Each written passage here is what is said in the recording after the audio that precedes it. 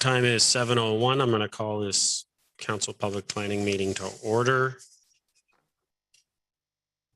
Due to the COVID-19 pandemic, meetings will be available to the public via live stream only on the town's YouTube channel.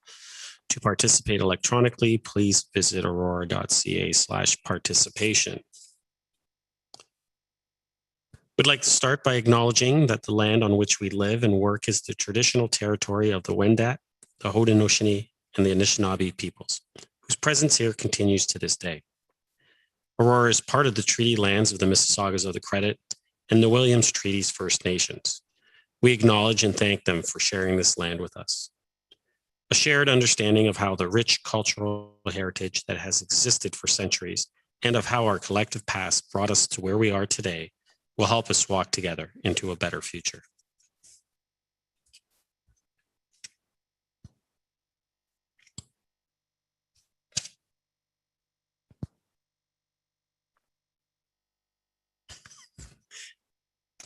Council, can I get a motion to approve the agenda?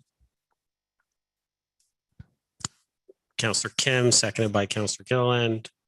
Any comments, questions? Call the vote. On your iPads, everybody.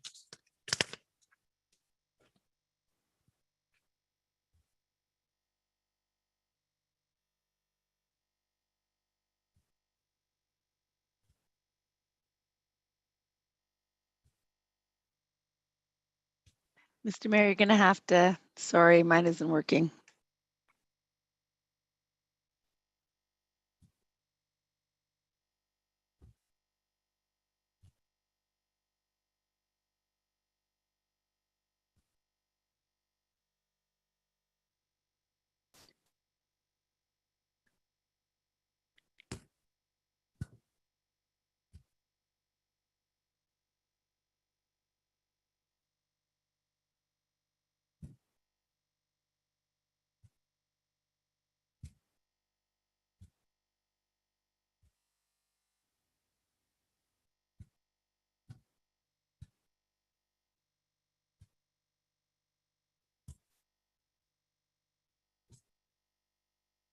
This is just Councillor Humphreys now?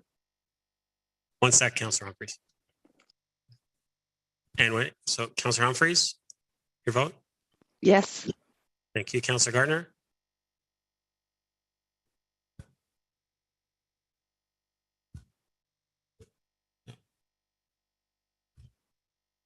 I can't hear you, Councillor Gardner.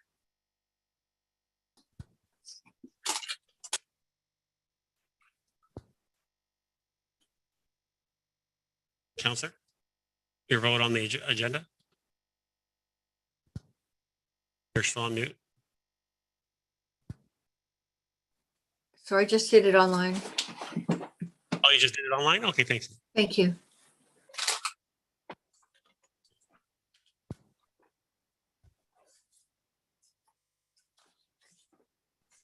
That carries. Any declarations of pecuniary interest? Seeing none. Well, welcome to Aurora's public planning meeting. Purpose of this public meeting is to inform the public and obtain public input regarding the proposed official plan and zoning bylaw amendment applications. For the planning application that will be considered by council tonight, the following process will occur. 1, town planning staff will outline the purpose of the planning application being considered. 2, then the applicant will be given an opportunity to make a presentation and address issues raised in the staff report or public concerns already filed. 3, following these presentations, members of the public will be invited to offer their comments or concerns respecting the item virtually. And 4, either town staff or the applicant will answer your questions. I will keep track of the questions, and when I have several, I will direct them to whoever can best answer them. It is very important that the town receive the correct names and addresses of individuals having an interest in the planning applications. Therefore, if you plan to speak to council at this meeting, or if you wish to be notified of any further council or committee meetings concerning the application being considered, you must complete a planning interested party and speaker request form available on the town's website at aurora.ca/planning notices, or contact Planning and Development Services by email at planning@aurora.ca. Under the Planning Act, the applicant or residents have the right to appeal any decision of council on a planning application to the Ontario Land Tribunal. But you must verbally express any comments or concerns here tonight or submit any comments or concerns in writing to the town prior to council adopting an amendment. The tribunal may dismiss all or part of an appeal made in respect of an application. This public meeting is being audio and video recorded. Names and addresses, comments, and any other personal information are being recorded according to the Municipal Act and the Municipal Freedom of Information and Protection of Privacy Act. This will help our town clerk prepare accurate minutes and to create a record that is available to the general public, including the town's website. Questions about this collection should be directed to the town clerk, Town of Aurora. I will now ask the town clerk to confirm that notification to the public occurred as required by the Planning Act. Mr. Clerk? Thank you, Mr. Mayor. Respecting item 5.1, PDS 21-159, application for official plan and zoning bylaw amendment, 276-6872 Ontario Inc., 15296, 15306, and 15314 Yonge Street. On June 3rd, 2021, a notice of complete application was published in the Aurora and Aurora Banner newspapers. On September 9th, 2021, signage was posted on the subject property with information regarding the first public meeting and updated on November 11th, 2021 regarding the second public meeting. On October 12th, 2021, notices were mailed to all addressed property owners within 120 meters of the subject property and to all interested parties. On November 18th, 2021, a notice of public planning meeting was published in the Aurora and Aurora Banner newspapers. Public notification has been provided in accordance with the Planning Act. Thank you, Mr. Clerk. I will now ask the Director of Planning and Development Services to begin with the presentations. Thank you, Mr. Mayor. We'll start off with the town's planner, Stephen Core, who'll do a basic overview of the proposal, and then we'll move to the applicant, who will then present as well. Thank you. Thank you, Mr. Waters. Stephen? Thank you. Is my screen up? Yep. Okay, great. So good evening, Mr. Mayor, members of council, members of the public, and applicants representing this proposal. My name is Stephen Core, Senior Planner with the Town of Aurora Planning and Development Services Department, and I will be providing the staff presentation for proposed official plan and zoning bylaw amendment applications so that you're aware of the applications under consideration, the site and area context, applicable planning policy framework, a status update on the application's review, and next steps. These applications are submitted under files OPA 2021-03 and ZBA 2021-03 and have been filed by 276-6872 Ontario Incorporated. A concurrent site plan control application is also under review under file SP 2107. And this is a follow-up to the first statutory public planning meeting held on October 12th, 2021.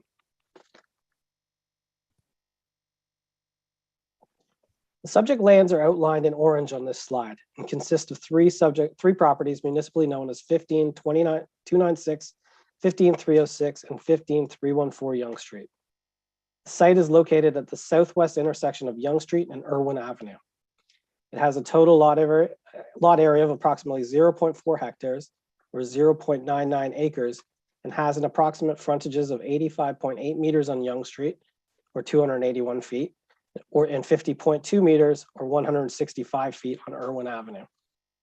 The subject property is vacant and past uses of the site have included former automotive repair businesses on the two southern properties at 15296 and 15306 Yonge Street, and a detached dwelling at 15314 Yonge Street that was demolished sometime in the mid-1990s. There is no vegetation located on the subject property. The surrounding context includes low-rise development predominantly consisting of detached dwellings to the west, north, and northeast.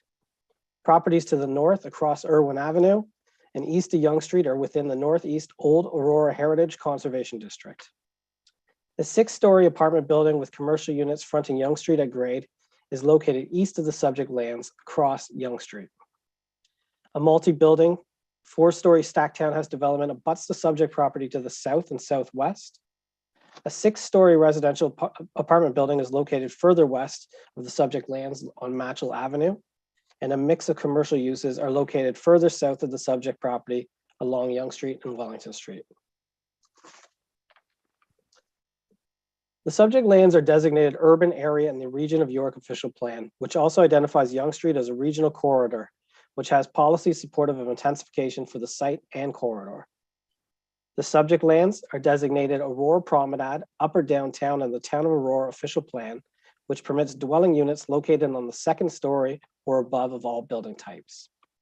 It also provides for various commercial uses, which include financial institutions, offices, retail stores, personal service uses, funeral parlors, tourist accommodations such as hotels or information centers, small-scale institutional uses, cultural, recreational, and entertainment uses. The intent of this designation is that where residential uses are provided, they are within a mixed-use building with non-residential uses at grade. And the Upper Downtown designation contemplates a minimum height of 2 stories and a maximum height of 5 stories, with the allowance for 1 bonus story subject to the provision of public benefits.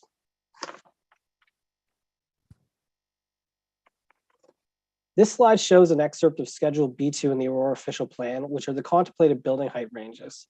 And as mentioned, for the subject lands, the Upper Downtown designation contemplates a minimum height of 2 stories and maximum height of 5 stories, with the allowance for the 1 bonus story being up to the lesser 6 stories or 22 meters, and of course, subject to the public benefit provisions. The public benefits may include, but are not limited to, heritage protection, public amenity space, public art, social housing, affordable artist space, and streetscape improvements. The subject lands are zoned Promenade Downtown PD1 under zoning bylaw 6000-17 as amended. This zone also permits the commercial uses contemplated in the Upper Downtown official plan designation, and also requires that dwelling units be located above the 1st story of a building. The current zoning permits a building up to 18.5 meters, providing the building is stepped back on the levels above the 3rd story. Otherwise, the maximum height is 10 meters. The current zoning does not have a limit on the maximum number of stories.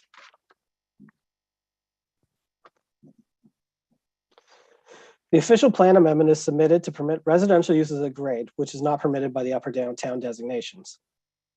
The approval of the OP would therefore permit an entirely residential building.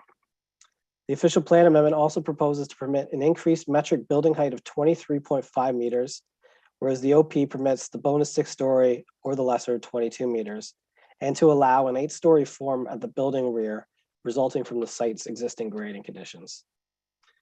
Approval of the OPA will redesignate the portion of the site highlighted in red from private parkland to Upper Downtown to ensure a consistent OP interpretation for the site, which is also consistent with the current zoning category.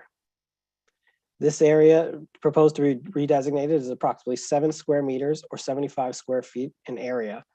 And the approach to redesignating this is acceptable to both the region and Lake Simcoe Region Conservation Authority. The region has also advised that the official plan amendment is considered a local matter and has exempted itself as the approval authority, which is now delegated to the town. There are no proposed changes to the current Promenade Downtown zone category applicable to the subject lands by the proposed zoning bylaw amendment. Similar to the official plan amendment, the zoning amendment is required to permit the residential uses and units at grade and an increased building height of up to 23.54 meters and include a cap on the maximum number of stories consistent with the official plan amendment. Staff considered it appropriate that the PD1 zone be maintained so that non-residential uses at grade continue to be permitted, but that amendment would also permit residential uses at grade. This would permit the proposed development under consideration for an entirely residential condominium apartment building, but zoning would remain in place to allow for a future transition of Yonge Street oriented units to non-residential units or uses, sorry. And this would, in staff's opinion, would protect the vision of the official plan and promenade plan policies to potentially achieve the active pedestrian environment envisioned along Yonge Street.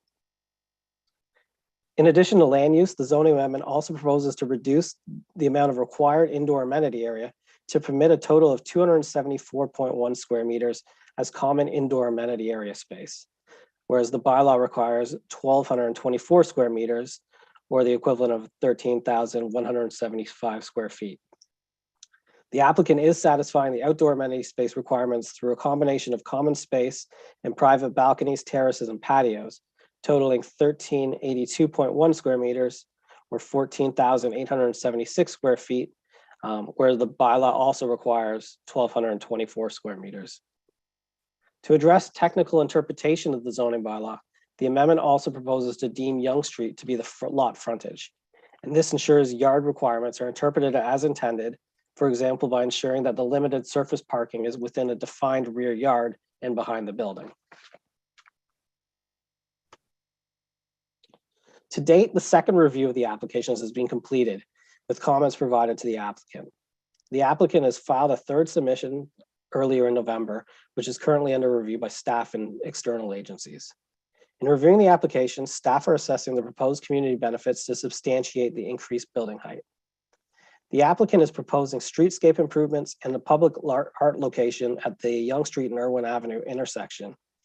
Another consideration is any potential opportunities for parking in the area to be expanded to address resident comments at the previous public meeting. Staff are evaluating the appropriateness of the official plan and zoning amendments to not require mixed-use building as envisioned by the upper downtown designation of DOP in the Aurora Promenade concept plan. But as noted, permissive zoning still allowing commercial uses could potentially allow for a transition to occur to protect the pedestrian environment envisioned in both DOP and the Promenade plan. Staff are also assessing the proposed reduction in indoor amenity area, and technical comments stemming from the review of the applications from engineering, the Lake Simcoe Region Conservation Authority, and regions still need to be addressed.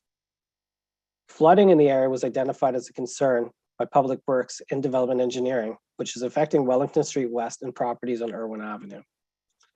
Additional information to address downstream capacity concerns has been provided by the applicant in the third submission, which is being reviewed by the engineering division. Staff will report back on this matter in a future recommendation report. A holding provision could be implemented as part of any zoning approval to ensure the proposed development can be accommodated prior to development commencing. This application was presented to the Aurora Design Review Panel on July 12, 2021, which recommended enhancing the Yonge Street frontage by designing ground-oriented units to potentially transition to non-residential uses or live-work uses. To provide a larger setback along Yonge Street for landscaping and streetscape elements, to break up the building mass at the midpoint of the Yonge Street frontage to avoid a large monolithic building face, enhancing the building at the Yonge Street Irwin Avenue intersection as per the key terminus site guidelines in the Promenade concept plan, which is now proposed as a location for public art space. Consideration of planter walls on the rear balconies to soften the building's aesthetic, and to provide a larger landscape setback between the driveway and west property line. Comments provided at the October 12, 2021 public planning meeting related to localized flooding, limited on-street parking, traffic and parking concerns generated from the proposed development, and construction impacts. Any additional comments received at this public planning meeting or afterwards will be summarized in a future staff recommendation report, which will also identify how comments have been addressed. For next steps, staff and agencies will complete the third submission review of the development applications and provide comments back to the applicant. Any comments provided, including those made by the residents and council at this public planning meeting, will need to be addressed by the applicant. Staff will provide a recommendation report to council at a future general committee meeting, advising on how all outstanding matters have been appropriately addressed. And this concludes my presentation. And thank you very much for your time. Thank you, Stephen. Mr. Waters, next up is. Mr. Mayor, yes, the applicant is next up. He will be doing his presentation now. Okay, thank you. Is that?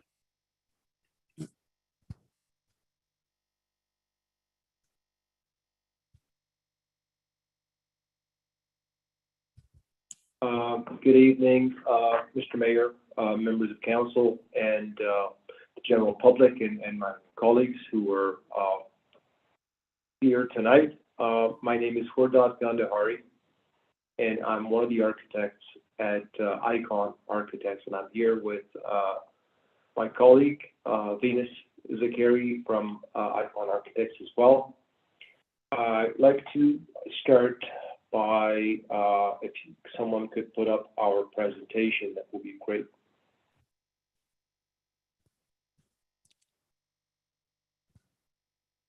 Sure. Can we get that presentation up? Sure, I'm pulling that up. Thank you.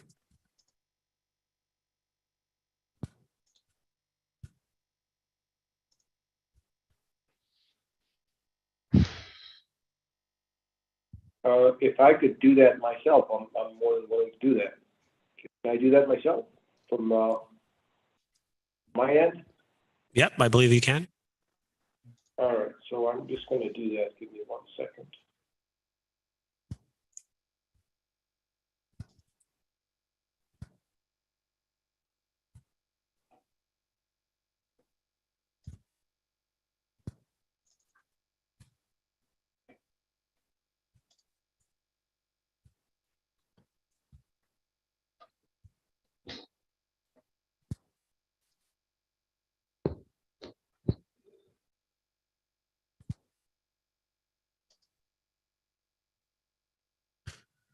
If you'd like, we have the presentation. We can put it up from our end.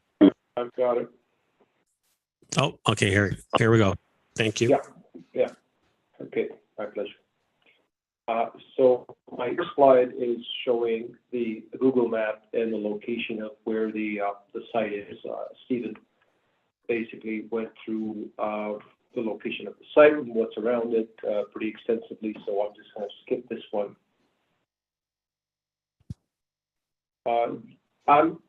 What we're hoping to basically be concentrating on here is, as we've had a public meeting before, this is the second public meeting, and we've had comments from the DRP and comments at the public meeting and written comments from the city. So what we've done here is we're going to be showing what we showed at the first public meeting, and then show what we've changed since then, and we're going to concentrate more on the revisions that we've made and how we've basically listened to the comments at the first public meeting. So I'm going to be going through a couple of these slides. They're going to be duplicates, one showing the before and one showing the after. So what you see here is the old site plan that was shown at the first public meeting.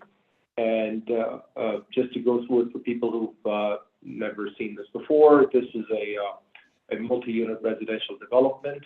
The building is being shaded. Yonge Street is at the bottom. Irwin Avenue is on the right-hand side. And this is 6 stories high, fronting on both streets. We have 136 units in the building, 63 one-bedroom units, and 73 two-bedroom units. The vehicular access is from Irwin Avenue, and the drop-off and the loading and everything is on the west side of the building. This is behind the building on the opposite side of the opposite side of the building from Yonge Street, so it's in the back. And we have a raised landscape area. If you look at the screen on your left-hand side, which would be on the south side in the back of the building. So this is what we had, and we had a few comments that we had addressed during the site plan. And if you could look at the corner of the Yonge Street and Irving Avenue, we had a little patch of landscaping there, but comments was that why don't we make that, turn that into more of a plaza area and do hardscape and maybe contemplate having a public art or a bench in that corner. So that's, if we look at the next slide, this is what we've done. So I'm just going to zoom in. This is the corner. We've done that. Actually here, there was another comment from one of the residents who was actually concerned about the headlight issue from the cars entering and exiting, well, actually exiting from the site. That is I believe, the owner of 8 Irwin Avenue. So if you could see here, well, the only thing to do here is not a whole whole lot can be done, but what we can do as our client is willing to participate in planting, provided it's feasible, to do some planting right across the street from our driveway to mitigate the issue of the headlight nuisance. So that is another thing. Another question had come up whether there was any sort of a barrier between this site and the property to the west. And the answer is that yes, we will have a privacy fence, so which is about 6 feet high. So that will be shielding whatever's happening on this site from our neighbor to the west. Another thing that you may notice on the site plan, although it's hard to notice from the site plan, is that we've introduced more step backs along portions of the building, which is here and here. So as you see, it's the line of the building has been broken. We've pushed the building further back in some sections for another half a meter. This is once we get to the elevations of the building and the 3D massing of the building, you will see why we did these, because we wanted to further break up. And again, and listening to what was the comments that had come out of the first meeting, we wanted to further break up the mass of the building at the base. And this not only would allow a deeper landscape area in the front, but also assist in breaking up the mass of the building in 3D. Now, that corner hatch area is something that I'm going to be talking about later in my presentation, so we'll leave that aside for now. The next slide is basically what we had before in terms of a landscape area, a landscape plan. So basically, if we look at the same areas that we just talked about on the site plan, you can see now this next slide is the current site plan design. So as you can see, what is happening in this corner and the further step backs of the building. So these are the changes that we've made. There's not a whole lot of changes here on this site plan. So I'm just going to go to the next slide. This is showing a cross section of the building in the east-west direction. So if we cut the building in the east-west direction and look north, this is what we could potentially see. This shows the great difference between Yonge Street and the rear of the building, and it also shows these ground floor units, which I'm just going to draw a line around. So these are sort of a loft style, high ceiling ground floor units that are facing Yonge Street and at grade. So this was also something that we had contemplated in our design as well, for these units to be taller, to have a loft feel to them, and to be more consistent with the look that the city wants. And you can also see here the step back that we have on the third floor right here. So the mass of the building has a base and then a step back, and the rest of the building that goes up. This is also in line with the urban design guidelines. And the step back, as you will see on the massing and elevation, sometimes happens on the second floor and sometimes on the third floor. And again, we've done that on purpose to articulate the building more than just having a straight 3-story building with another 3-story building sitting on top of it. So that was another design feature that we incorporated into the building.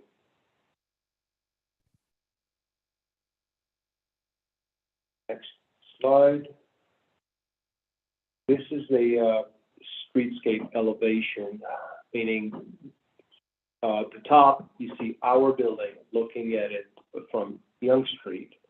And at the bottom, you see our proposal along with the townhouses that are existing to the south of the site and a road, so you see what the whole streetscape would look like.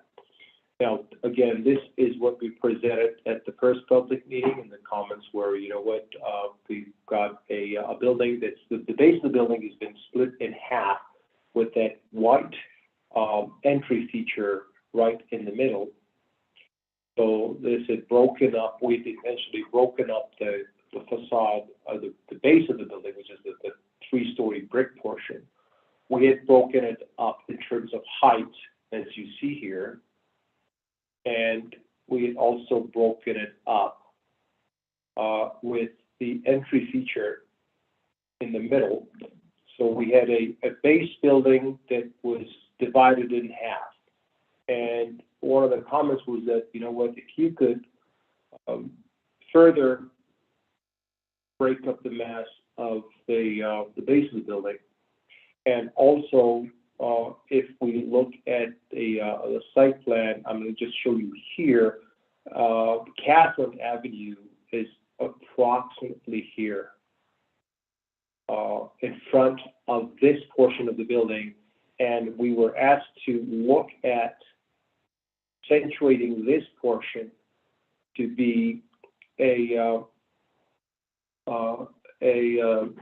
terminus vista for the Catherine Avenue, so it would be a more distinguished portion of the building and not part of a whole. So we listened to all of that, and so I'm just going to show you what our design looks like now. So this is what we're doing now. So what we've done here is we've further broken up the mass of the base of the building by pushing these portions further back another ½ meter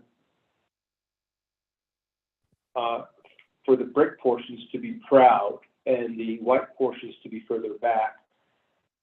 We changed the color, the material, and also the composition, so that the base of the building is now broken up into 4 portions, 4 brick portions with step backs in the white areas. So it looks more broken up, more articulated, and we've managed to make this portion of the building a terminus vista for the Catherine Avenue that's straight in front of this portion. So these are the improvements that we've made on the elevations. I will go to the next slide. Now, in terms of colors and materials that were on the building, we were asked to take a look at the material that is in the heritage area, although we're not inside the heritage area, we're just adjacent to it.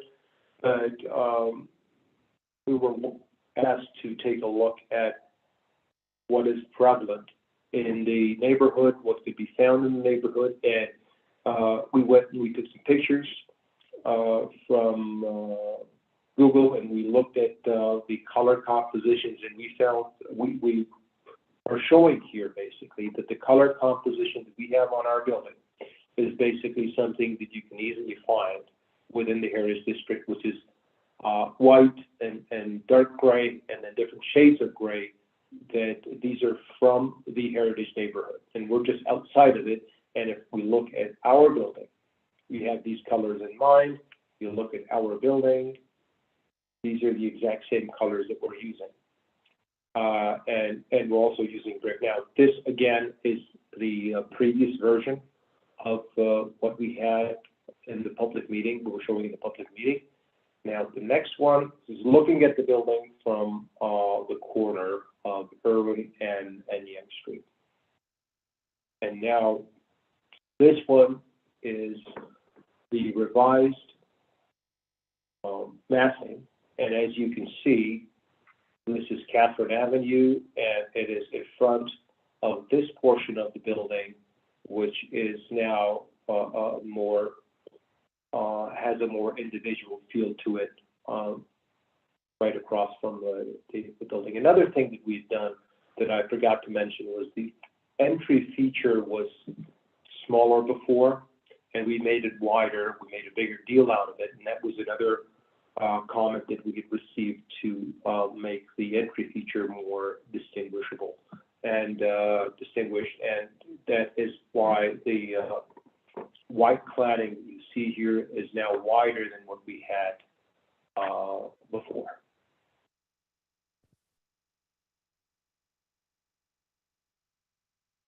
This is another view looking from the southeast corner towards the northwest corner. You can see the townhouses that are to the south of this building.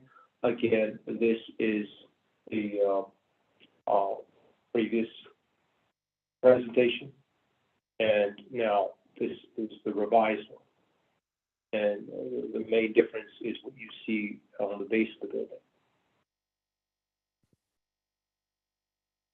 Next slide shows the view from approximately further down on Urban Avenue, looking towards the southeast, sorry. And here you can see the back of the building and the entrance, a vehicular entrance into the building from Urban Avenue. Now, we were also asked to, initially, we've been asked to take a look at, or the urban design guidelines, was mentioning that, we have to be sympathetic to the heritage aspect of the adjacent heritage neighborhood. And we've tried to do that in a more sophisticated way than just having gables and trims and elements of a heritage building that you could easily find. We want to do it more subtly. We wanted to be more sophisticated in doing that. And the aspects of a traditional or heritage design that you can see in this building are, again, I went through these in the previous presentation. I'm just going to go through them again. Here is, first of all, it's the massing of the building, which has a base and a top and a step back. So that is generally a traditional feature. Using brick. Brick is an element that is generally used in more traditional settings. The top of the building, we wanted to do different in terms of cladding, and we are doing it in glass, basically to have it fade away in the background and have the three-story element more substantial in terms of what you see and feel from the street side. The amount of openings that you see on the base of the building compared to the open portions, the windows and openings, compared to the solid portions are different from what you see on the top. Top is more glass, more open. At the bottom, you see punched openings in a more solid setting. These are basically the traditional features that we've incorporated into this building by way of these design elements. The next slide shows the same view from the northwest corner of the building, and these are changes we've made: cladding, step backs.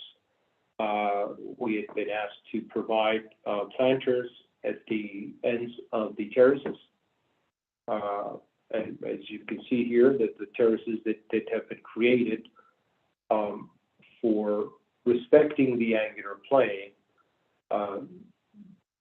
Due to the angular plane, we had to have these terraces in, and we were asked to provide the planting on the ends of these terraces. And this is an angular plane showing the relationship of the angular plane between our building and 8 Irwin Avenue. And this shows that according to the regulations for angular planes, we are not encroaching into the angular plane that starts about maybe 5 meters from the front wall of 8 Irwin and goes out 7.5 meters, 9 meters. This is as per the regulations of the angular planes. And we are completely missing the building. So the building is meeting the angular plane requirements for that house and anything beyond it. And also it meets the angular plane requirements for all the houses to the west. I want to go back to the issue of another issue that we were asked to look at was a commercial retail use at the grade. And what is happening in this area of Richmond Hill is that, in Aurora, is that all of the commercial and retail is happening south of Wellington, as you see on the picture on the left-hand side. North of Wellington on Yonge Street, there is no retail or commercial in this stretch. And the problem having a pocket of retail that is disconnected from the rest of the retail in the area is that it will not work. So, and I recall at the first public meeting, Councillor Humphreys also mentioned that, and we are of the same belief that we do not want to see empty storefronts here. And it is a huge risk having actual retail in a location that does not have enough pedestrian traffic and is not connected with other retail that is in the neighborhood. It may just suffer and die, never happen. So, but however, our client, I'm just going to go back to the site plan. Our client is willing to have this corner unit, which is shown as hatched, to have a dual zoning for turning into a live-work unit in the future. So because the height allows for it, we have access from Yonge Street at the corner.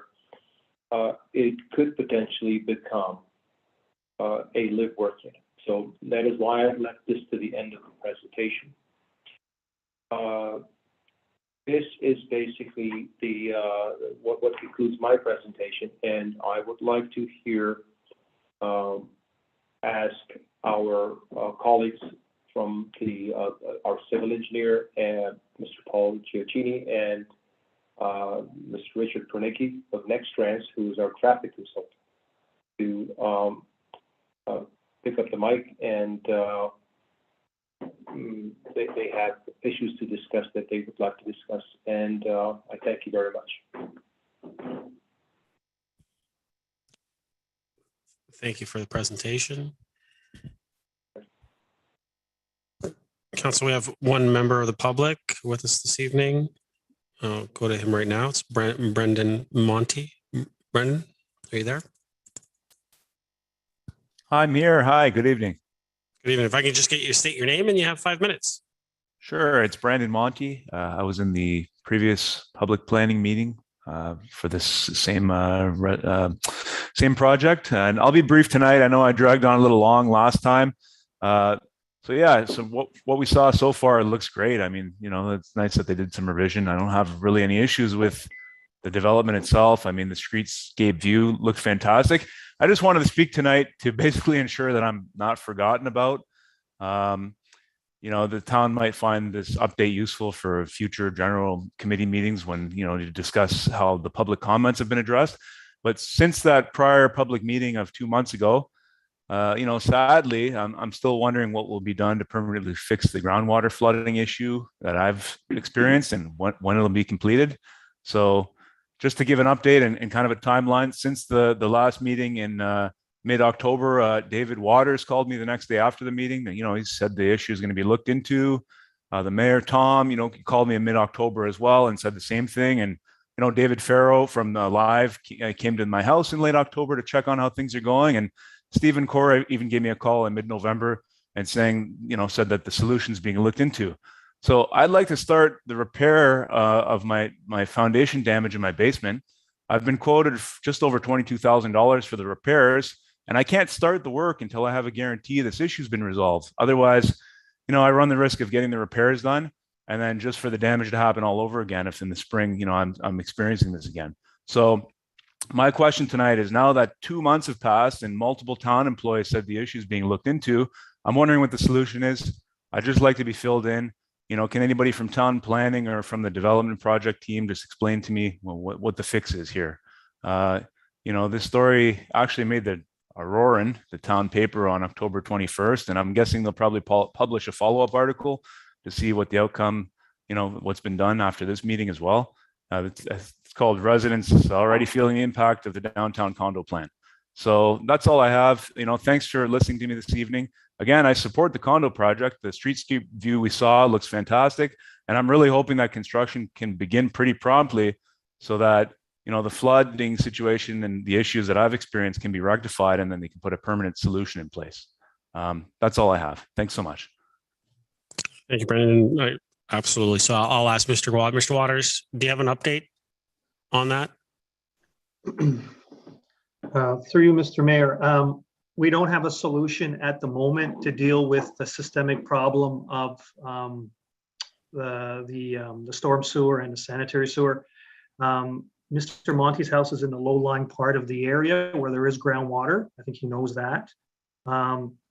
For this particular development, the storm sewer has been capped with cement. So I believe Mr. Monty has not experienced any more flooding from this particular area, but the solution, you know, is something that requires the assistance of the region as well, because they have a sewer that is off of Wellington and that has surcharging issues. So I don't have a solution at this point in time for Mr. Monty to give him any assurance that, you know, any timing regarding when this will be fixed. I know through the development for Alive, they'll likely have to do some I&I work to help seal up some of the leaky pipes that are further to the west, which I think is what's causing the flooding historically.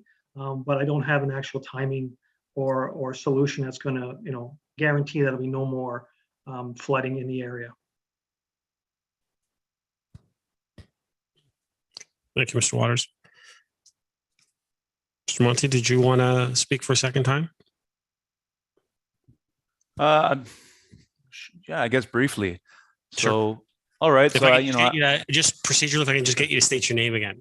sure. So it's, no, that's not to worry. So it's Brandon Monty again. I'm a resident on Irwin Avenue, and I do live at a lower lying elevation from this proposed development.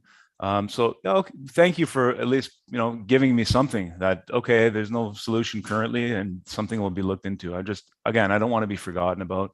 You know, I spoke with David Farrow when he came over about a month ago, and we talked about it. There's basically an open pipe that was kind of in that parkland zone that you saw on the previous graph from tonight on Stephen Cora's presentation that's going to be redesignated.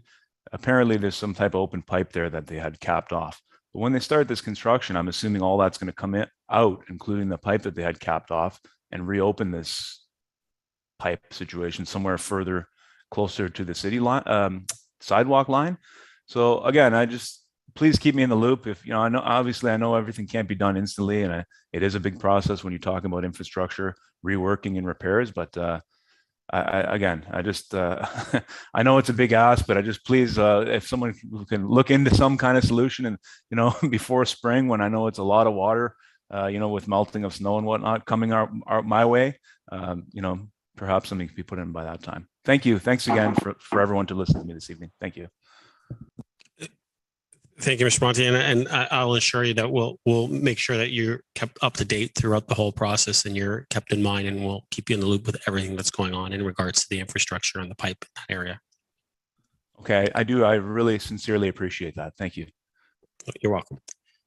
So, Council, without any other members of the public, I'm going to close the public portion of this meeting.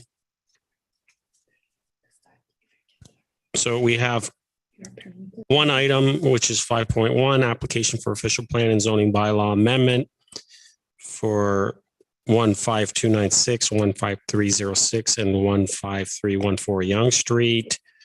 The recommendation is that report number PDS 21159 be received. 2, that the comments presented at the public planning meeting be addressed by Planning and Development Services in a report to a future general committee meeting. Someone want to move that recommendation? Someone want to move anything else? Councillor Gilliland, you want to move that? Okay. Someone want to second that? Councillor Thompson? Thank you. Any comments or questions to the report, to the applicant?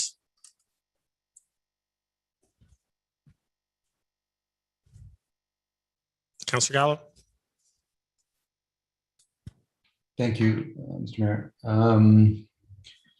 Just, I guess, a couple of things to start off with.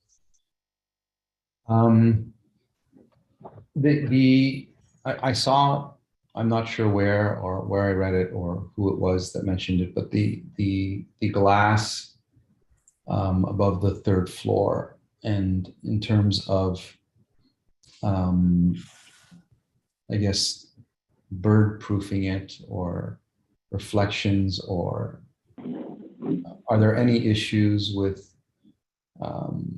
that glass, and how do you deal with birds flying into it, and having, how does the developer intend to deal with that?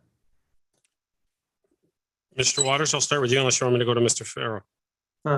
Through you, Mr. Mayor, why don't we go to David Farrell, because it is a site plan issue, but I believe they can provide a response to the councilor's question. Sure, Mr. Farrell.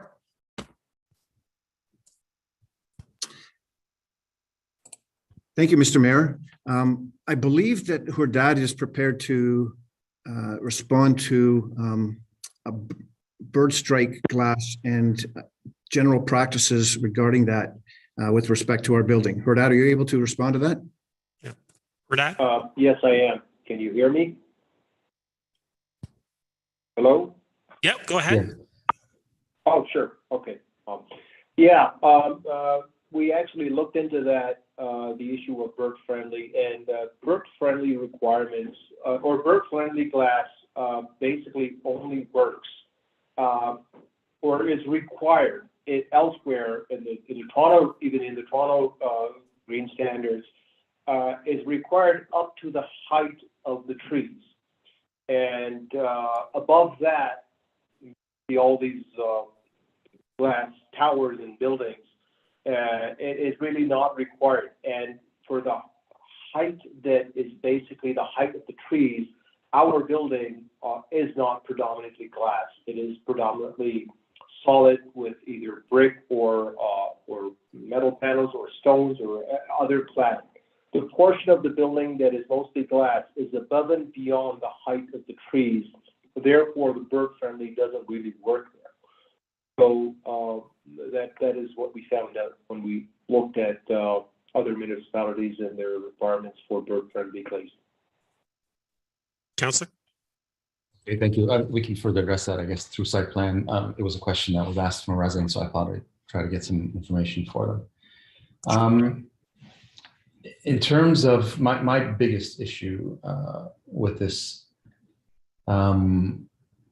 is the ground, as I mentioned the last time around, the ground floor commercial, or removing the ground floor commercial. I'm just going to read page 4 of 18 of our agenda, 3rd paragraph down. It says, further, a mixture of uses is encouraged to provide high activity to animate the streetscape, such as retail and restaurant at grade with office and residential use on 2nd floors above. As such, the designation provides for a range of commercial uses, including financial institutions, office, retail stores, personal services, funerary parlors, tourist accommodations such as hotels, information centers, small-scale institutional use, cultural, recreation, and entertainment uses. Dwelling units are permitted on the 2nd floor and or above of any building types. Section 11.4.1C specifically prohibits residential uses at grade and or below grade. It's part of the secondary plan, the promenade. It's part of the official plan, and it's probably, I think, the main reason why we're here, in addition to height. And we've really spent very little time on it. Mr. Gandahari had mentioned that the rationale is that, you know, it would be kind of an island of retail or commercial space, that there isn't any north of Yonge Street. And as we all know, that couldn't be farther from the truth. You just have to look across the street at the other condominium that has ground floor retail from Yonge and Wellington up. There's commercial uses north of the church, south of the church. On the west side, not that far, is an entire plaza. So I just, that really doesn't make any sense to me, and not to mention the fact that it's simply not true. There's so much time spent on the official plan, and specifically in greater detail, the promenade. And one of the largest things that, to me, the work that was put into that is to create a dynamic streetscape and pedestrian experience. And removing ground floor retail commercial space from that, to me, does not follow those plans. And not only does it follow those plans, this building, I'm sure, will be here for 100 years. And if we're thinking in short term, like right now, that you know, may be a little difficult to rent those spaces, that's not a forever problem. And the promenade and the OP thinks farther than a few years. The problem that developers have, and I don't blame them, is the ability to rent those spaces. And because it's far easier to sell, if it's a condo, to sell those units, sell them off, and off you go. You have no connection with the building anymore. If you retain ownership of ground floor commercial, well, then you have to manage it, and it has to be designed properly. And I get that. And if I was in their shoes, that's probably what I would do. But it's not. We're not in their shoes. It's our job to look after the best interests of the town. And removing that ground floor retail is not doing the downtown core any justice. So you have 5 minutes. I think it's a huge mistake, and I'll speak further on my second time around, Mr. Mayor. Thank you. Councillor Thompson. Thank you. If I can ask the delegate to put their presentation back up, show the illustration from Yonge Street. I had a question with regards to the setback of the property from the street, but you had a rendering that also sort of captured the units. The Treasure Hill, yeah. It also showed from, looking north, gentlemen, the one that where you're looking north and you see the property on the south. No, just a little bit further. I think I know which one the councillor is asking for. One more there. So that's fine. If you can just stop there. So I guess looking at that is just, I'm a little bit concerned about the setback of the unit in relation to the rest of the street, in relation to Yonge Street. So through you, Mr. Mayor, to the applicant, what exactly is the setback from the very front of the building to the street? Mr. Farrow, did you want to? Yes, Hurdad, are you able to address that? Hurdad?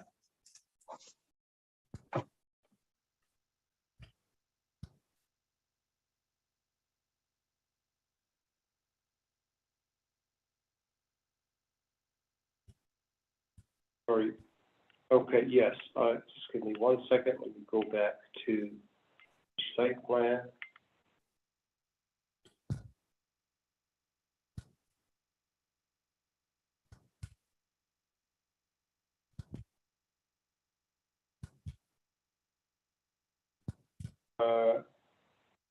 We have to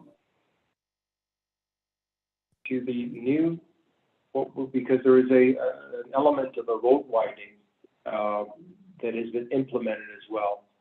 But what I see here is that we have between 0.3 and 0.8 meters, if I'm not mistaken, to the new property line. I guess I'm just asking for the overall width from the street to your building. I just want to get a sense of how wide the sidewalk or the walkable space will be in front of the building, if you're able to. Oh, from the okay, you mean from the curb to the building? Yep. It's about 5 meters. Did you say 5 meters? Is that what you said, Hordak? 5, yes. Okay. Thank you. Councilor? Thank you. Just, I guess, based on that picture, it certainly didn't look that way. And I guess I'll follow up with staff. It's sort of a rendering. It's not super accurate, but it's approximate. Thank you. Councilor? No, appreciate it. Mayor, would I be able to just share my screen quickly? I just want to show a Google image of the street to illustrate my point. Yep, go ahead. I believe you're able to share it. Yep, you are. Go ahead. Can you see this? Yes. So I guess, and this is the point I was trying to make, is that, we are trying to transform Yonge Street in the downtown core into a walkable, shoppable area. And I just want to ensure that the building is not too far forward, that you're not able to create that walkable area, as you see from the Treasure Hill property to the south of it.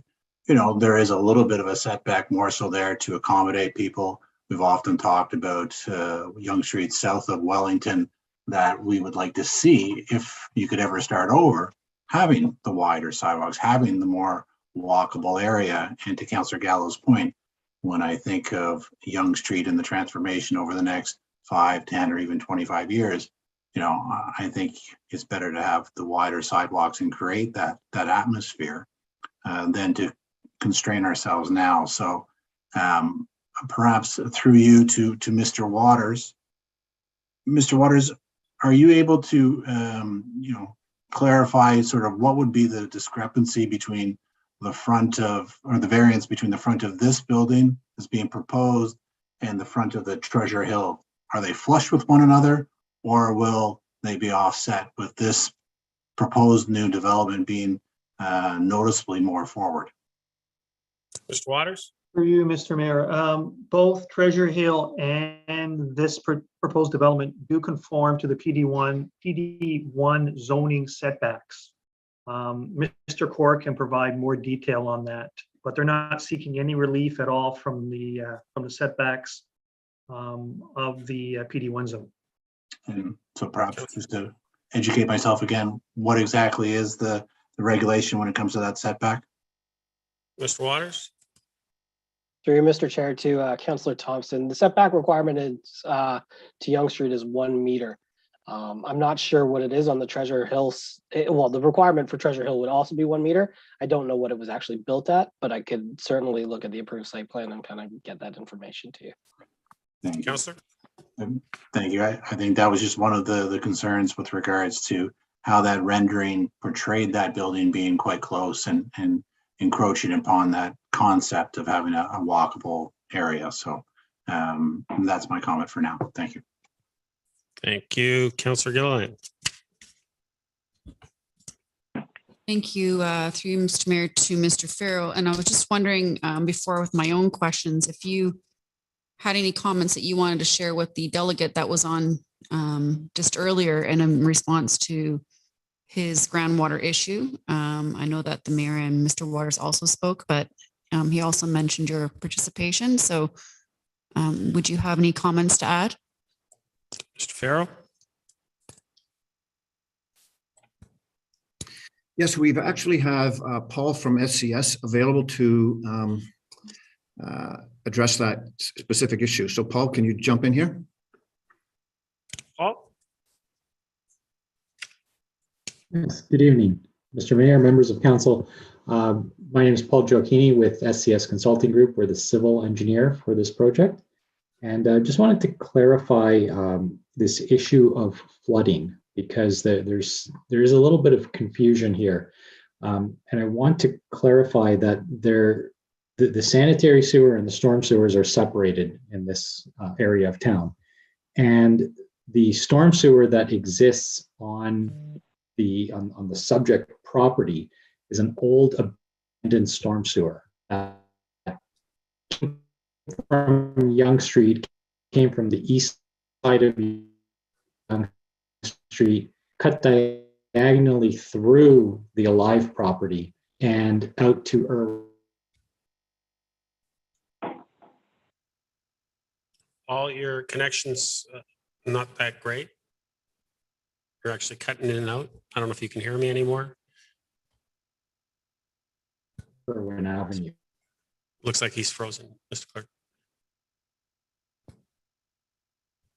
Councillor, do you want to continue and just, if Paul gets back on, we can, Sure. I'll ask him to continue with his comments, but go ahead. Sure. Thank you. Through you, Mr. Mayor, to I guess Mr. Farrow or another consultant. Last time we spoke, you had a traffic impact study consultant available to speak to. Do you have anybody that could speak to the traffic impact study? Mr. Pernicki, I believe. That's correct. Richard, welcome. Yeah, good morning, good afternoon, evening. Let me just start my video. There I am. Good evening. Is there a question to be answered there? Councillor? Yes, well, I don't really have a report in front of me, so I just wanted to know what the results of that were and if you can give some insight about the impact in the area. There has been some continued concerns about parking on the street and also how people are going to be entering and exiting safely without all the congestion that we currently face. So if you wouldn't mind maybe giving us a little bit of review of that traffic impact study, that would be great. Well, certainly. It's a fairly technical document. It's been 2 iterations of it submitted to the town. We've received comments on both iterations of it. And I believe we're at a point with town staff that signed off on the findings and conclusions of that report, which were generally that, in the area context, this is the type of development that we need as a resident of the town as well, that we need to support in this area.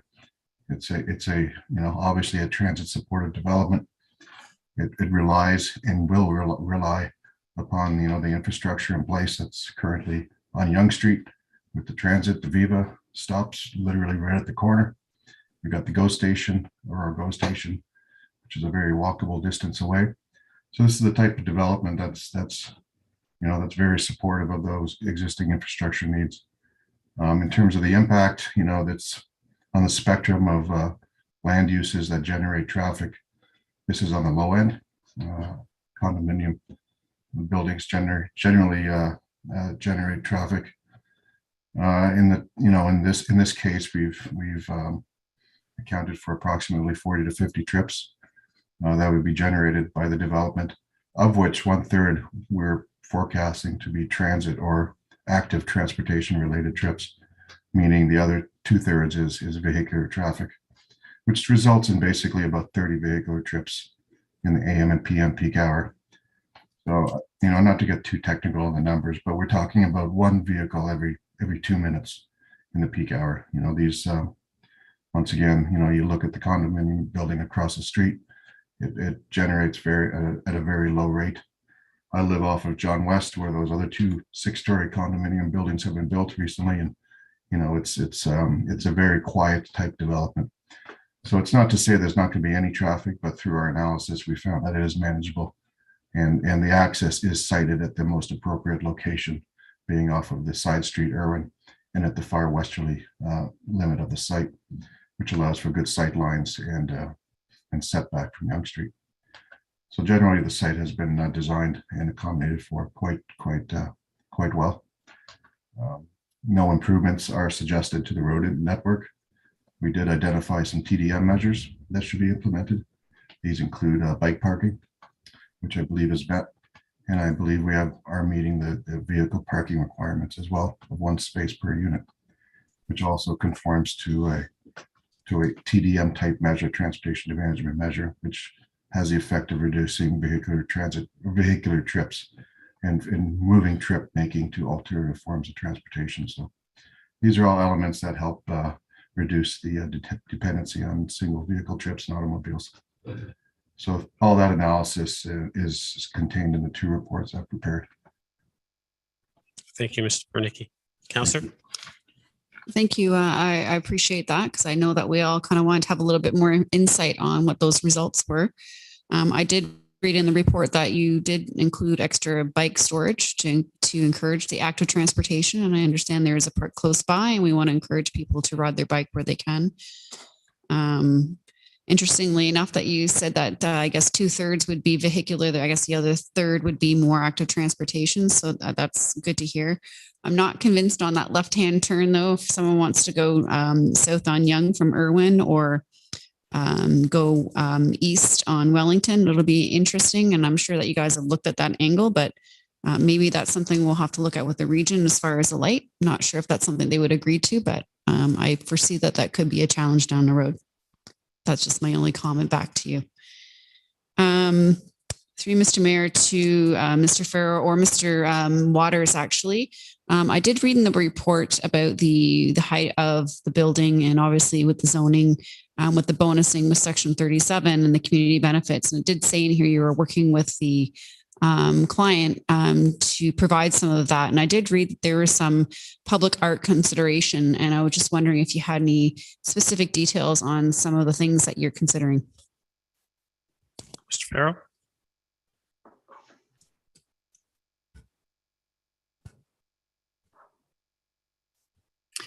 Yes, I believe in the report that Stephen made, it also indicates that there's been ongoing discussions. There have been other options that still need to be clarified with the town. I know that there were some discussions or some potential, but really nothing firm at this point about helping out with some possible parking at the end of Machel. But at this point, staff and ourselves have been agreed to continue discussions to work out a solution in this area. Thank you, Mr. Farrow. Councillor? Thank you. At all? That's all for now. Oh, okay. Thanks. Just before, we'll cut you off there, but is Paul back? Yeah. Paul, did you want to finish up what you were saying? Just give you that opportunity right now. Yes, certainly. Sorry, I don't know what happened there and I don't know where I got cut off. So Well, why don't you just start again? Because I mean, I think you're really choppy right from the beginning. So I don't think everyone really kind of got a sense of what you were saying. So. Okay, but you can hear me fine now. Yeah, can hear you fine now. Great. So I started with wanting to clarify the issue of sanitary and storm sewer flooding because they are 2 separate issues. There are separate sewers in this area on Irwin Avenue and on Machel Avenue. They're separated. The question really comes down to, or I think the issue surrounds the old pipe that is located on the Alive property. It's been abandoned for quite some time. Not sure how long, but I think it's been quite some time, maybe 10 or more years. And that pipe heads through the site and exits at the northwest corner and then goes down Irwin Avenue to the west. So that pipe has been abandoned, and during the site prep operations, the pipe has been exposed, and there was some concern that perhaps water was getting into that pipe and potentially going downstream. And as mentioned previously, I believe by Mr. Waters, that pipe has now been completely plugged. Even after the development is completed, the intent is to simply plug that pipe at the property line so that we don't have any potential for water escaping, getting into that pipe. We're not 100% certain where that pipe goes. We tried to video it and just couldn't get down far enough into the pipe. So we think that we've done our due diligence to block the infiltration of any water into that pipe. And the site itself, in the ultimate development condition, is proposed to connect to the Irwin sewer, which is a 750 millimeter diameter sewer. That's a 30-inch sewer. It's reasonably large. And the flows are going to be controlled to the pre-development levels. So there would be no concern of flooding post-development, because we're going to either match or improve on the existing conditions of downstream storm sewer flooding. Thank you, Paul. Okay. Councillor, did you want to follow up with anything, or?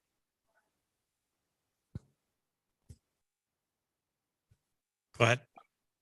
Is this on? Okay. Just as a follow-up and just understanding that obviously it sounds like there's going to be resolved with the development, and you're suggesting there's going to be no flooding post-development. But as far as the gentleman's situation right now, if he wanted to go forward and, you know, with these repairs and such, is performing these repairs right now not an ideal situation, or is he being suggested to wait? Like, I think he's just kind of sitting in limbo, kind of trying to understand an ETA of when that investment should be made to make that repair. Yeah, I can appreciate his position.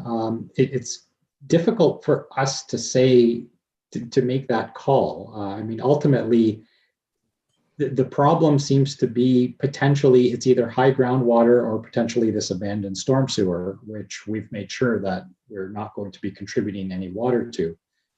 So from our standpoint, from our client's standpoint, we think that we have done all we can to ensure that if that in fact was the problem, and there's really no way to confirm that right now, that we've done everything we can to ensure that that does not happen again. Now, if the problem is somewhere else, unfortunately, we can't speak to that. Interesting. Okay, I don't know how to follow up that question from there. I kind of feel for this resident because I'm sure he's still left not knowing what to do moving forward. Are you continuing your discussions with him to kind of guide the next steps, or what are the next steps with this resident? Is he just supposed to just wait until it's done? Like, I just don't know how to advise this gentleman. Well, Councillor, I'm not sure if that's a question for Paul to answer, Okay. but I think that through Mr. Waters and I see Mr. Farrell's put up his hand. Mr. Farrell, did you want to expand upon that? And I think that there's going to be constant conversations with the resident, and everyone's going to be in communications with them. But I'll let you go ahead, Mr. Farrell. Yes, I just want to add to what Paul has said. Since this situation, since we've been aware of the situation, we've done everything within our rights and our property ownership to ensure that no water will be conveyed from our lands into the sewer or above ground. So what we can say is we are not contributing to a situation that exists down there. We can confirm that.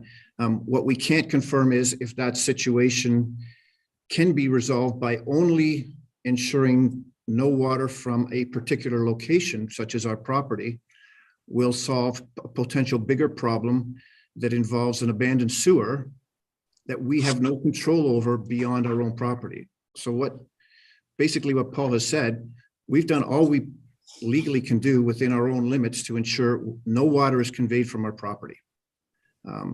And hopefully, it is a solution that doesn't allow more water to get into a basement, but it doesn't guarantee it because we don't really have control of the abandoned sewer outside of our property. And that's something that, it's unfortunate, and we feel for Brandon, but we can confirm that we are not in any way contributing to any flooding going forward. Councillor? Thank you. Thank you, Councillor Gardner. Thank you, Mr. Mayor. I'll continue on the subject of water. If we look at page 8, and actually I'd like staff, or sorry, it's page 10, under the engineering and municipal servicing. I'd appreciate if staff would go over, it's almost a page. It looks to me like it's very important for this topic. now and for going forward when the building is built. Mr. Waters or Stephen? Through you, Mr. Mayor, I'll have a kick at the can, knowing that I'm not an engineer, but simply put, there is capacity within the existing storm sewer on Irwin and the sanitary sewer on Irwin to accommodate this development. Where we run into trouble is downstream as you get towards Irwin, or sorry, towards Machel, where there appears to be issues during a storm event for surcharging. But as Mr. Farrell has mentioned, and as the engineer from SCS has mentioned, they will assure that what water comes from this site will not sort of contribute to any flooding downstream.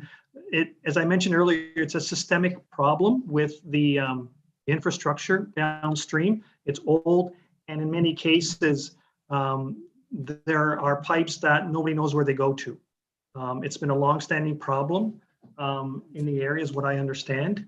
And so we have reviewed the engineering reports, and we find that we can accommodate the water coming from the site through or the stormwater coming through with a holding tank on the property that gets regulated to pre-development levels in terms of the release of the stormwater. I don't know if that really answers your question, Councillor Gartner. Thank you. Thank you. Yes, it does partly. I mean, the functional servicing report and stormwater management report, that would have come from the developer. Mr. Waters? Through you, Mr. Mayor, that's correct. It would have been prepared, I believe, by SCS. Councillor? But then it goes on to say, however, the operations department has conducted visual inspections and observed there is excessive flow in the Machel Avenue pipe at the manhole with the Irwin Avenue connection, which appears to interfere with the Irwin Avenue discharge. So there's 4 points below that engineering is requesting to be addressed. I mean, I'm taking up my time to read this, but the discharge, why the discharge rate from the Irwin Avenue and Machel Avenue may be slow. Like, is the system really backed up and it just can only get, the water can only get out slowly? What the impact to the Machel Avenue or sewer system may be, whether there's potential impact to residents upstream. Somebody just said there wouldn't be, but we don't know that according to engineering. And how the sewer network will improve by analyzing the removal of the 450 units from the watershed. So my understanding is that the Henderson pumping station is going to take the load off us by 4,500 units. They're going to send it down to Oak Ridges. So that would be a different watershed. But it says, we don't know. We don't know what effect that's going to have. And then they're talking about the sanitary sewer. It's constrained potential solutions, maybe upgrading the sanitary sewer on Irwin Avenue. So whose responsibility would that be? Look, I don't ever remember installing a holding tank on a development property, at least not a residential development property. So although that's one of the options, if we can't use that and the sanitary sewer on Irwin has to be upgraded, then who pays for that? And the upgrading of the manhole covers to minimize stormwater infiltration into the sanitary sewer system. I don't know why we already haven't done that. That just seems to be a no-brainer. Who pays for that? The developer has done everything that they can to work with the water. But we, the town council, have to make sure that we do everything on our end to make sure that the residents downstream aren't affected by this. And I mean, that area floods. We've had Wellington flood. We had we've had a lot of structure that was knocked down by the force of the flooding, structure that was in place to prevent the flooding. So I think there's a lot more work that needs to be done to make sure that before we put this building in place, we need to make sure that we know what's going on and we have it under control. And that's why I wish that I would have suggested this come back to another public planning meeting, because potentially we're not only affecting the people on Irwin, we're affecting the people on Machel. We might be increasing the problem with the flooding on Wellington. It's a big deal, and it concerns me greatly. A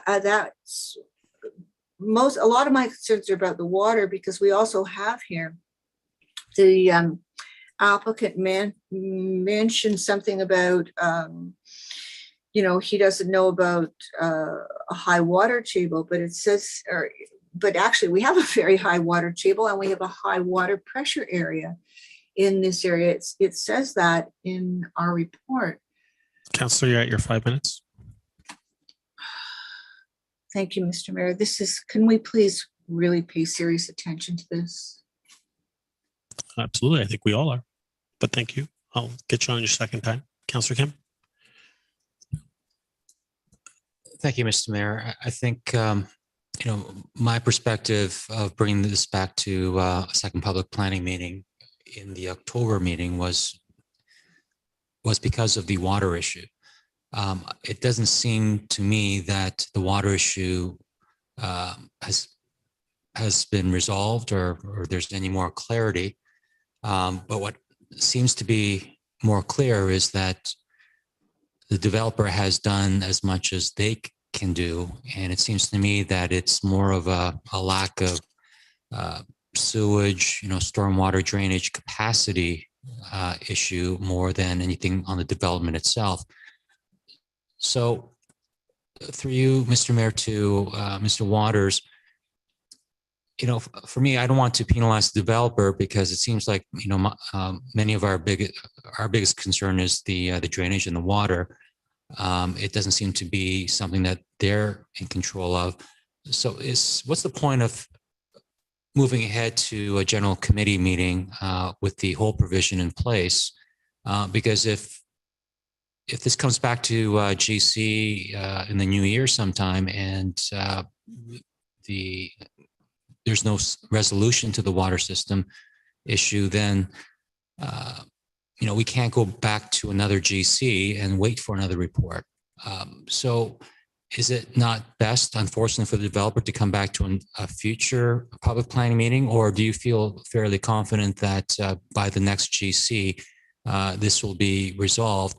And certainly, we can time it so that it doesn't come back to GC until it's resolved, in which case I feel a little bit more comfortable with the whole provision, because it doesn't have to come back in February. It could come back in June, July, when there's more time for some definitive answers.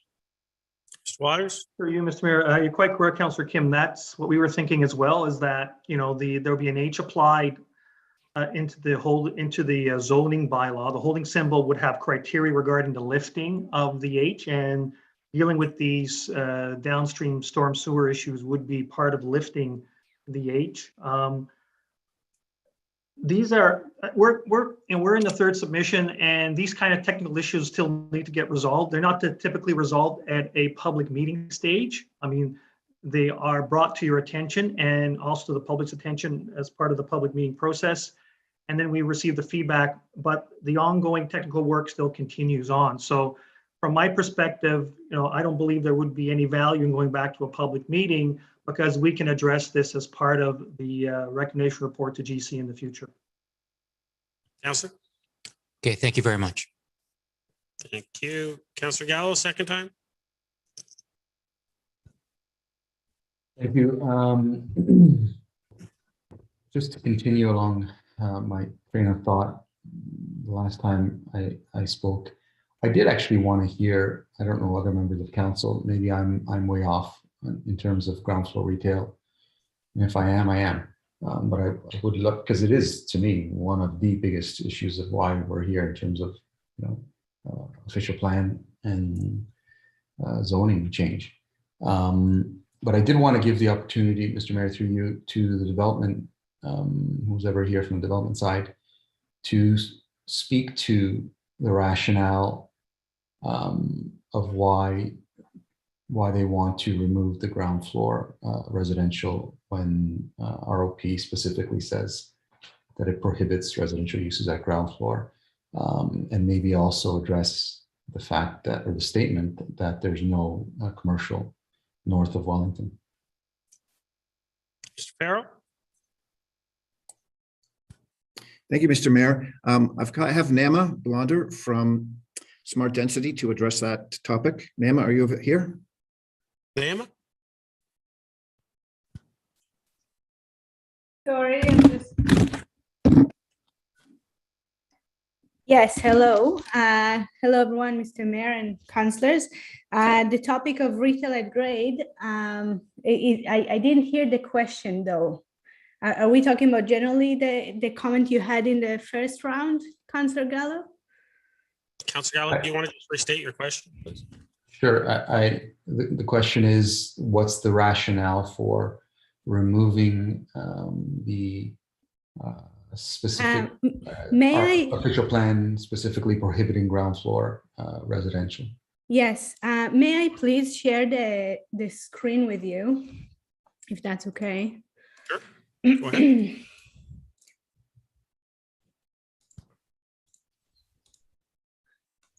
So this is Yonge and Wellington, and I'm going to walk you north.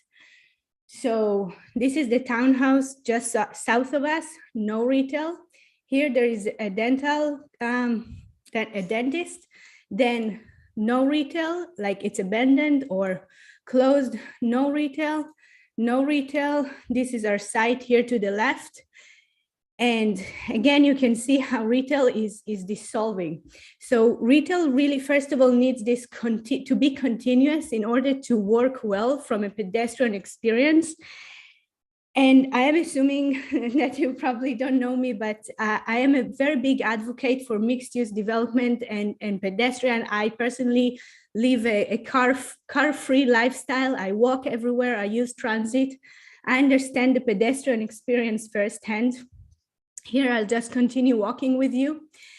Here, as we walk north on Yonge, you can see a little bit of professional services, but absolutely not the retail at grade experience that we're experiencing south of Wellington. And I think that is a very important to understand that retail just cannot work everywhere. It needs to be continuous, but also in the nicest European cities that you can think of, retail doesn't, it ends at some intersection and just doesn't continue. So, and the other thing that we saw before COVID and especially after COVID is abandoned storefronts, that if we're speaking about pedestrian experience, Councillor Galau, is really making it worse. To see abandoned storefronts, it's a very sad pedestrian experience. And again, I'm saying it as a pedestrian. So I'll stop sharing now, but I hope I made it kind of a strong case why retail simply, we will set it to fail on this specific site. South of Wellington, I agree with you, it's a whole other creature. North of Wellington, we are setting something to fail. Thank you. Councillor? Thank you. I think we're going to agree to disagree. You failed to show the northeast corner of Yonge and Wellington a few steps away. Vander Bosch Jewelers been there forever. Yes, retailers come and go. Yes, it's a difficult time right now, but that is not a reason to, for the next 100 years, not have retail, ground floor retail. Mr. Mayor, through you to staff, I'd like to I guess ask why they're supportive of, I guess it's only that one corner unit. I thought it was all that ground floor facing Yonge Street, but now I understand it's only that one corner unit that has the potential for a mixed use commercial or live work space. Why they, what's the rationale to agree to this when it's very clear in our official plan that the official plan prohibits ground floor uses at grade? Mr. Waters? Through you, Mr. Mayor. The policy in the OP regarding at-grade retail in the promenade is essentially a general policy. What we do is we apply it on a site-specific basis. And in this case, there probably is some merit in the fact that as you move further away from the intersection, the demand for retail softens. What our approach is here is we're looking at maintaining the commercial permissions of the PD1 zone, but adding also the residential opportunity as well. And should in the future there be some marketability for at-grade commercial along this strip of Yonge Street in the future, because we are planning for a 30+ year horizon that these units will be able to convert into commercial retail units. I know at this point in time, the applicant has focused on the corner unit, but our approach is to maintain the commercial permissions along the entire at-grade street frontage so that there can be a conversion in the future. Councillor? And will through you, Mr. Mayor, will those units be designed in a way that that a retail outlet could move in there with back corridor, garbage pickup, everything that if it was designed right now for a full commercial outfit, would be set up for that? Because we're basically going to fail and it would never ever be converted, even if it's zoned that way to a commercial space, especially if it's not built that way. Mr. Waters? Through you, Mr. Mayor. My understanding is that level of detail has not been defined at this point in time. That's an Ontario Building Code issue. We can certainly make sure through the site plan process and as you go through the building permit process that opportunity is preserved in the future through the design of the interior space. Councillor? You, Mr. Mayor, the architect said that there's a loft kind of set up in all of those ground floor units. It's very clear that their intent is for residential and not any commercial space.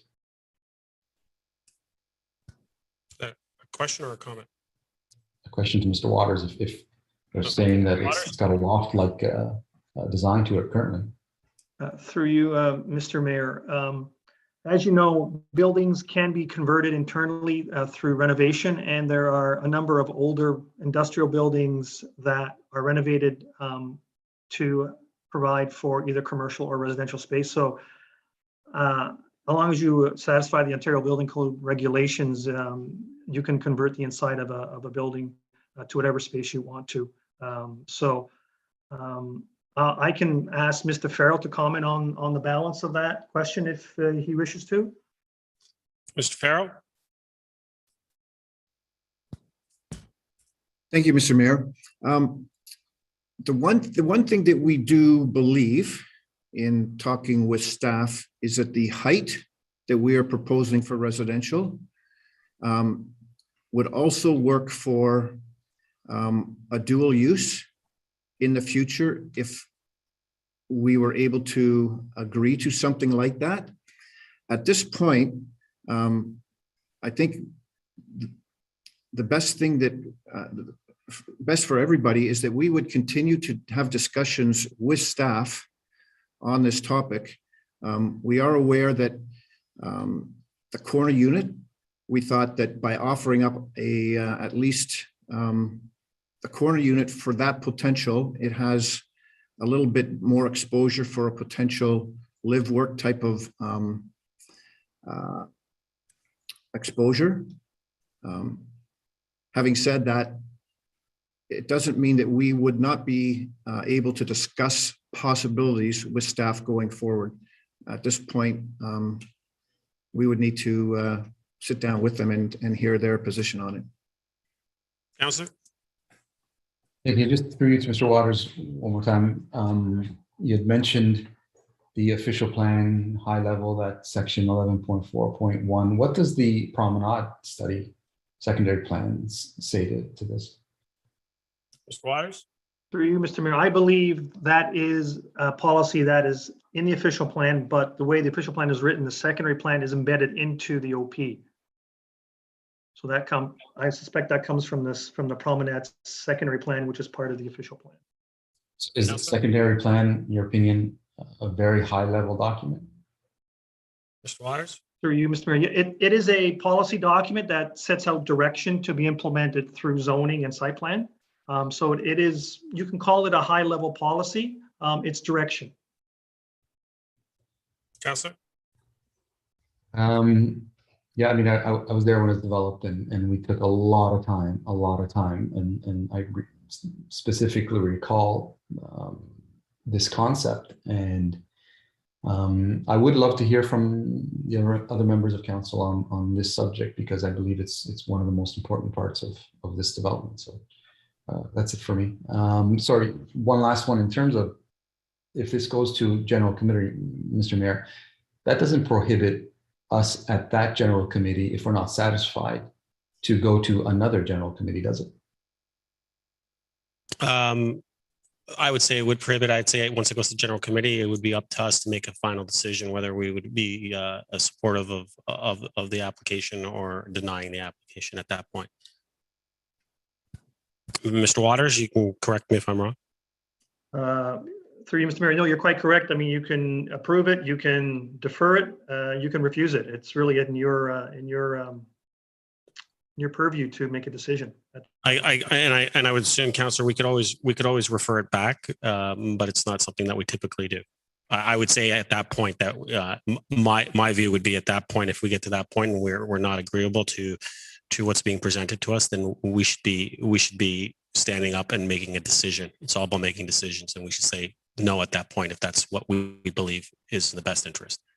My point is that it's not set in stone that we have to make a decision. If there are outstanding issues and staff and development community are able to resolve them at a future GC, that's still open. We gave the impression that we have to make a decision at that point. And while, yes, I agree, it would be not typical, but it's certainly there for us to decide if there are outstanding issues.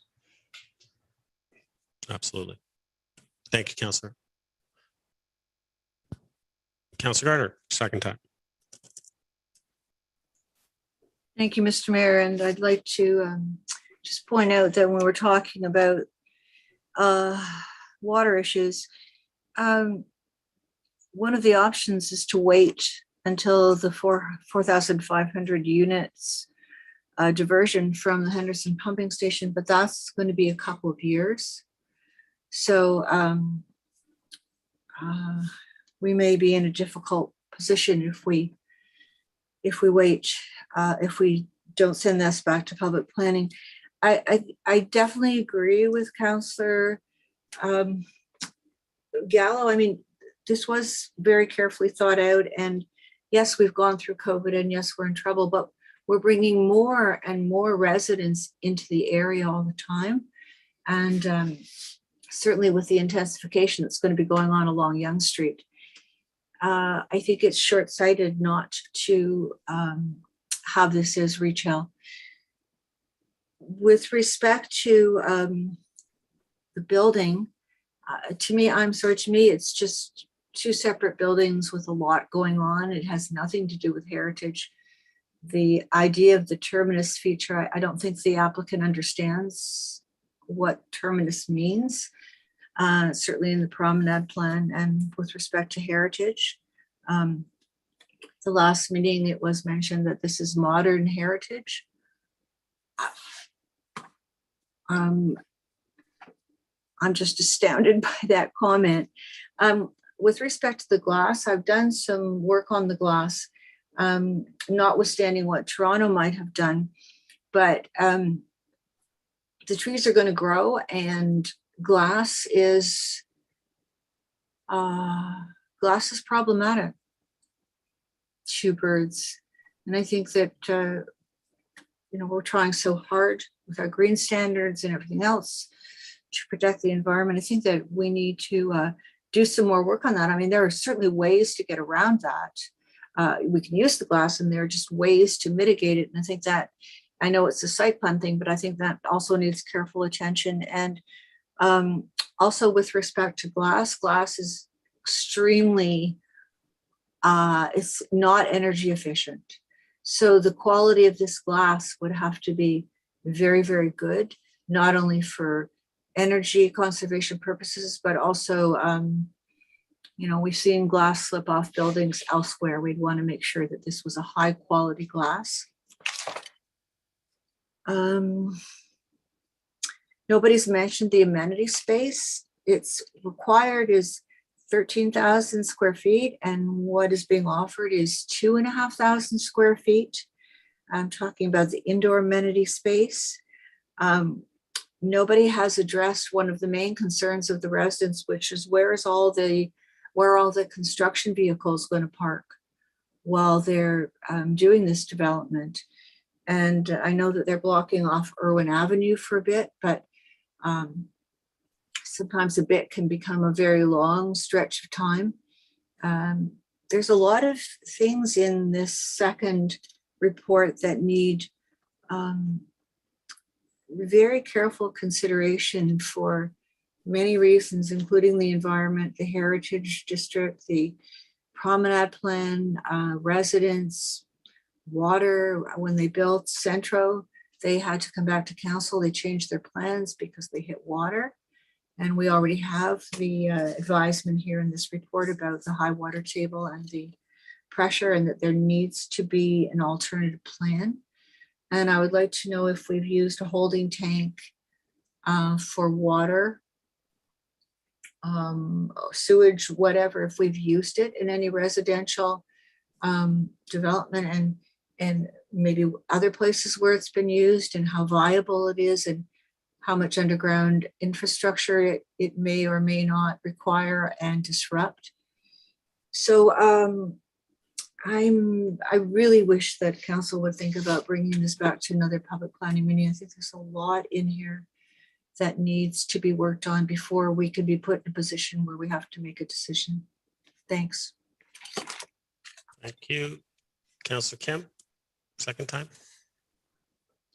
Thank you.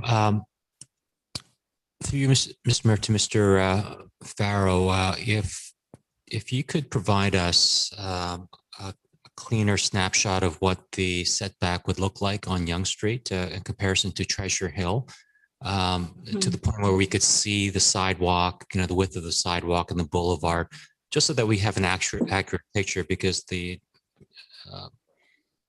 one of the partners said that this was an exaggerated view. So if we can have a more realistic view, I think that would give us a better handle on the setback, because I think many of us are concerned about the setback or lack of a setback on Yonge Street. So I think that'd be appreciated if council decides to move this to GC. Thank you. Mr. Farrow, will you be able to provide that? Hordad, do you have anything in addition to the slides you have that you could give a better indication of what that setback is? And I'll maybe I'll correct. Sorry, Hordad, I'll just interrupt. And I'm not sure if Councillor Kim is asking that at least if it does move to GC, that at least be provided by then. If they don't have it right now, or you also say if they have it right now, great. But if they don't, at least if it's provided for us by that time it comes back is okay. Hordad? Yeah. No, I don't have that information with me right now. This is something we have to double check.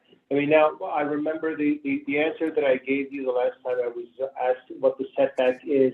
I was mistaken. I wanted to correct that first. We are anywhere between 4 and 5 meters from the curb. Now, the information that I don't have is exactly what the setback of the townhouse to the south is. And once I have that, we can do a comparison or do a drawing that shows what the difference of these two are. Okay, and thank you. And I'll just follow up though. So will you be able to provide that at the next meeting? Absolutely. Okay, thank you. Councillor Kim. Mr. Mayor, I hate to interrupt, and I know I've spoken twice. Their site plan shows an outline of the townhouses. You can see it on the bottom left corner where the townhouse is. That is true. Yeah, sorry, can I speak? Go ahead, Hurdan. Yeah, that is from the survey, and I just need to double check that because it just looks a little off to me. Okay. We just need to double check that and make sure it's correct. Okay, perfect. Thank you. Councillor Kim? Good. You're good? Any other comments or questions?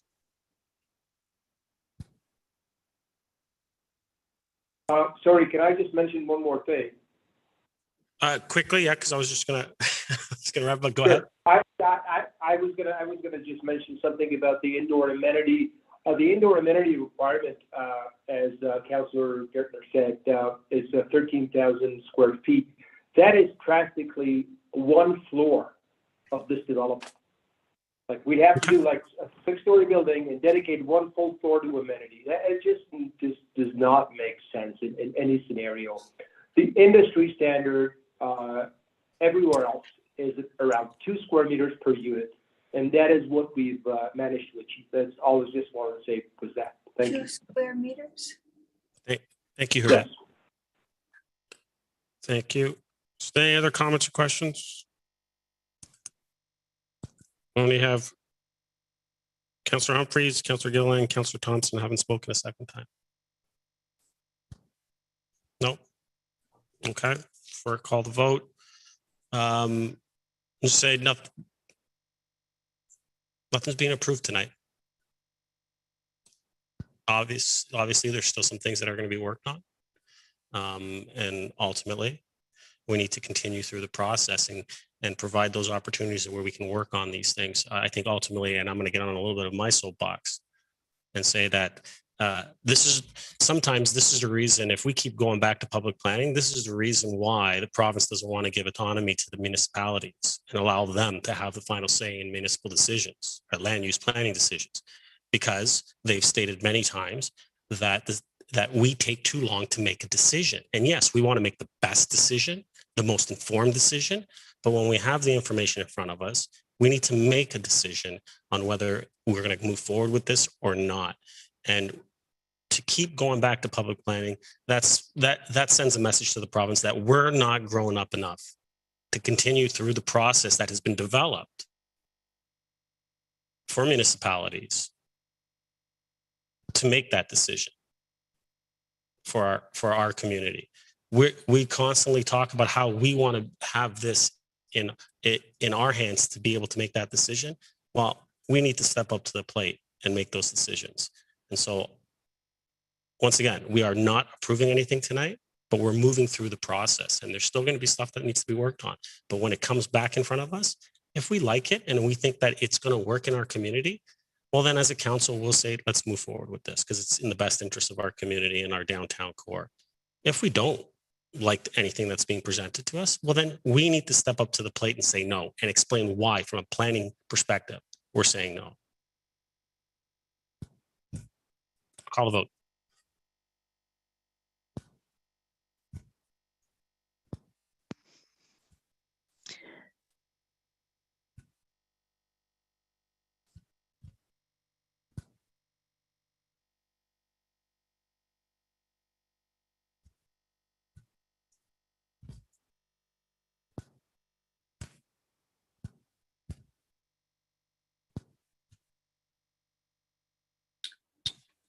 Councillor Gardner, vote. Thank you, Mr. Mayor. It's disappeared from my screen. I say no. Thank you. Councillor Humphreys. Yes. Thank you.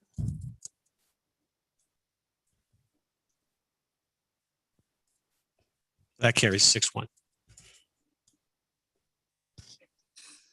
Council confirming bylaw. Someone like to move that? Councillor Kim, seconded by Councillor Gilliland. All those in favor? Opposed? That carries. Motion to adjourn. Councillor Gilliland, seconded by Councillor Thompson. All those in favor? Opposed? That carries. We are adjourned.